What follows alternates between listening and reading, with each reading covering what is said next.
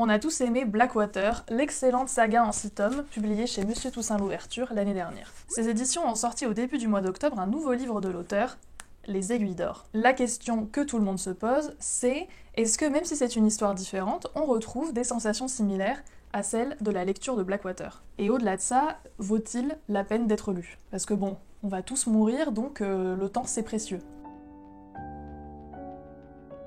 Les Aiguilles d'Or, c'est l'histoire de 2 familles dans le New York des années 1880. La première est aisée, conservatrice, républicaine, et va, pour gagner en influence et en réputation, s'attaquer à un bout de quartier défavorisé, le Triangle Noir, et va chercher à faire un exemple de l'une des familles de ce quartier. Sauf que la famille cible est une ennemie de longue date du patriarche, et que ça ne va pas se passer comme prévu.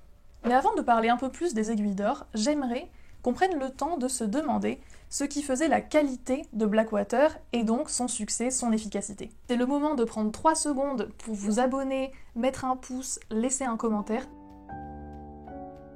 Bon déjà, ils sont beaux.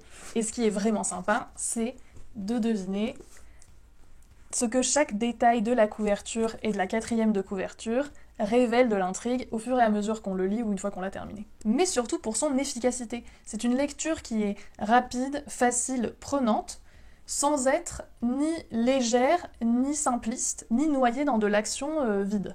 Rien n'est sacrifié et pourtant c'est extrêmement efficace. Et ça, on le doit à McDowell qui a voulu faire un excellent divertissement. Et il a réussi parce qu'il n'avait pas d'autres prétentions et en même temps parce qu'il avait une haute idée de ce que devait être un excellent divertissement. Bon, alors on n'a pas un vertige existentiel ou esthétique, mais c'est une lecture marquante parce qu'on a l'impression d'avoir vécu quelque chose. Il y a une véritable expérience de lecture. On vit quelque chose d'inhabituel et donc nécessairement on n'en ressort pas indemne. Il y a une atmosphère qui reste, des sensations, le nom des personnages, des moments précis. En effet, McDowell n'hésite pas à nous surprendre en mettant en place des événements qui sont logiques, qui sont bien préparés, mais qui se réalisent de manière inattendue. En plus, c'est drôle parce qu'on a des personnages qui ne se font pas de cadeaux et donc qui balancent. Maintenant qu'on a posé tout ça, revenons-en aux Aiguilles d'Or. Est-ce que tout ce qui a été évoqué se retrouve dans ce roman? Eh bien oui et non. Oui pour les points positifs, les points forts du livre qui, en soi, restent caractéristiques de McDowell. Le premier et le plus important à mes yeux, c'est l'épure. On a des personnages qui sont clairement définis en quelques lignes, on sait à quoi ils ressemblent et quel est leur caractère. Ces personnages incarnent des types que l'on va voir évoluer sur la scène, l'intrigue. Ils sont rapidement attachants parce que, même s'ils sont typiques, ils ne sont pas simplistes, et ils sont bien définis dans leur paradoxe, ce qui fait qu'on sait à quoi s'attendre de leur part. Et l'auteur jouait sur ça d'ailleurs dans Blackwater avec le personnage d'Elinor, qui était très peu défini, et par contraste avec les autres créait mystère et intérêt. Cependant, les personnages n'évoluent pas dans leur personnalité, on a toutes les données dès le départ, et c'est ça aussi qui donne la tension, le suspense, parce qu'on sait qu'entre tel et tel personnage, ça va forcément péter, ou que telle démarche ne peut pas bien se passer, et on est là, on a envie de continuer à lire, notamment grâce à ça. D'autant plus que la plupart des personnages ont un caractère fort, et qu'on sait qu'ils sont capables du pire, même si ce n'est jamais dit. Et cette description succincte des personnages pose tous les enjeux dès le début. Le lecteur comprend les ambitions et les rapports de force à l'œuvre au sein de la famille. Il en va de même pour les lieux et les époques.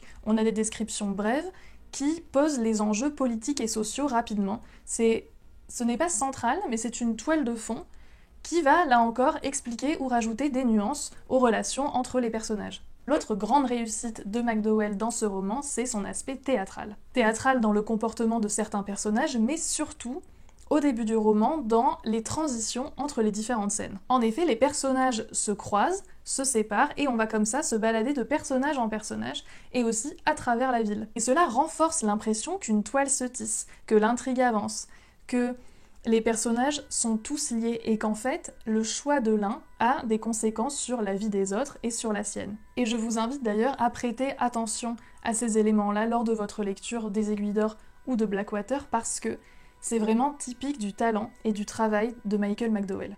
Bon, comme je l'ai dit tout à l'heure, les Aiguilles d'Or, c'est aussi une déception. Et les points négatifs sont évidemment davantage liés à mon expérience de lecture qu'à quelque chose d'objectif. Ce que j'avais aimé dans la saga Blackwater, et que je ne retrouve pas ici, c'est la subtilité, notamment dans tout ce qui relève du traitement historique et social. Dans Blackwater, on est dans le sud des États-Unis, et c'est quand même gratiné.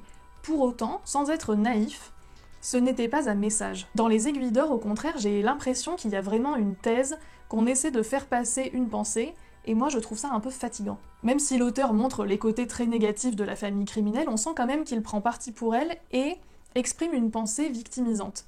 À tort ou à raison de le penser, peu importe, simplement je trouve que c'est un peu trop là, un peu trop présent, un peu trop moralisateur. On n'est pas sur du Dickens par exemple, où il y a une dénonciation qui est très marquée, mais qui est joyeuse, qui est faite de manière intelligente, où on donne à voir, sans forcément faire pleurer dans les chaumières. Et là, j'avoue que j'ai trouvé ça un peu grossier, et nécessairement beaucoup moins subtil et intéressant. Bon, sinon, le vrai problème du livre, c'est le rythme.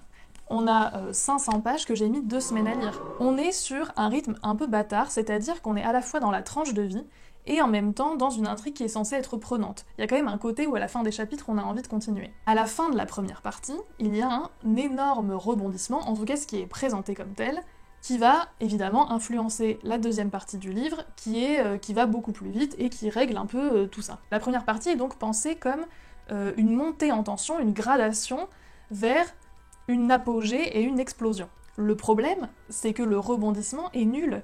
En fait, on attend quand même très très longtemps, hein. La première partie est hyper longue et donc on sent qu'il va se passer quelque chose d'important. Sauf que cette chose importante qu'on voit venir dès la page 50, on sait que ça va se passer, on attend qu'elle arrive, on se dit c'est normal, c'est ça l'histoire. Mais en fait non, en fait on doit attendre 2/3 du livre pour que l'événement, l'élément déclencheur se passe. Ce qui en fait invalide totalement l'attente qu'on a eue. On se dit mais bon, quand est-ce que ça démarre un peu? Et au moment où ça démarre, on se dit mais en fait c'est pour ça qu'on attend? C'est pour le truc qu'on pensait être évident? Ça c'est un retournement de situation. On est étonné. Bon après, le moment est bien fait, hein, on est content, il y a une malédiction hyper bien, c'est stylé, c'est chouette. Mais en quoi c'est un retournement? En quoi on est étonné? En quoi est-ce qu'on n'est pas juste à l'agonie depuis au moins 150 pages en se disant mais quand est-ce que ce truc arrive? Et la deuxième partie se veut une accélération du rythme, de l'action, du suspense. Là on est à fond, on est dans une espèce de frénésie, on veut la fin. Sauf que là encore, moi ça n'a absolument pas fonctionné et je me suis juste retrouvée à regarder cette surenchère de violence, là encore extrêmement prévisible et ennuyeuse. Voilà, s'enchaîner comme ça jusqu'à ce que je me lasse en fait.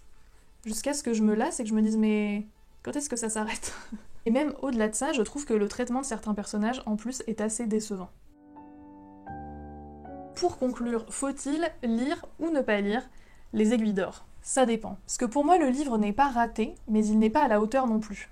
Il est dispensable, donc c'est à vous de voir dans quelle mesure vous voulez tenter ou pas l'expérience. On retrouve McDowell, et ça fait plaisir parce qu'il est talentueux, il est original, il est intelligent, mais dans Les Aiguilles d'Or, il n'est pas très en forme. Et que lire alors après Blackwater? Y a-t-il un livre qui retranscrive des sensations similaires et qui soit vraiment réussi?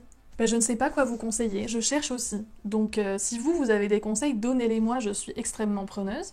En attendant, je vais tenter Les Mystères de Paris. C'est un roman français du 19e siècle, publié en feuilleton à l'époque, et que les éditions 10-18 ont le bon goût de ressortir en 4 tomes, dont les couvertures ne sont pas sans rappeler une autre saga, qui a été un énorme succès à son époque. Les gens écrivaient des courriers à Eugène Sue en lui disant vous n'avez pas le droit de tuer Bidule, mais qu'est-il arrivé à machin, comme si les personnages étaient vivants. Voilà, normalement c'est une valeur sûre. Après, est-ce que ce sera comme Blackwater? Affaire à suivre. Voilà, j'espère que tout ce blabla vous aura un peu éclairé. N'hésitez pas à partager la vidéo si elle vous a plu, à mettre un pouce, à vous abonner, et à bientôt. Zaga.